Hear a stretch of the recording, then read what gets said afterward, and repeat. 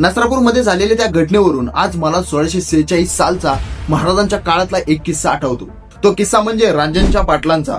रांजणगावचा पाटील बाबाजी गुजर याने एका महिलेच्या अब्रूवरती हात टाकला होता, ते पण त्या स्वराज्यात, त्या महाराष्ट्रात जिथे स्त्रियांना माता मानले जाते. आणि ज्यावेळेस ही बातमी शिवरायांकडे पोहोचते त्यावेळेस महाराज फक्त 16 ते 17 वर्षांचे होते. पण अन्यायाविरुद्धचा त्यांचा निर्धार हा पोलादी होता. तो काही योग्य निर्णय देण्याची क्षमता त्यांच्याकडे पहिल्यापासूनच होती.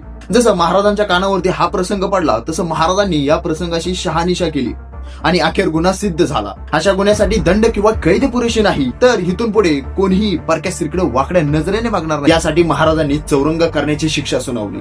तर आता चौरंग म्हणजे काय, तर गुन्हेगाराचे दोन्ही हात आणि दोन्ही पाय कापून काढणे. मित्रांनो, त्या काळात आणि ह्या काळात फरक फक्त एवढाच आहे की त्या काळात खुद्द महाराज होते आणि ह्या काळात महाराजांची मूर्ती, महाराजांचे फोटोच आहेत, पण महाराजांचे विचार फक्त काही मोजक्याच लोकात. आता या नसरापूरच्या गुन्ह्याप्रसंगी जर महाराज इथे उपस्थित असते तर महाराजांनी काय शिक्षा केली असती हे कमेंट मध्ये नक्की सांगा. आणि व्हिडिओ आवडला असेल तर लाईक करा.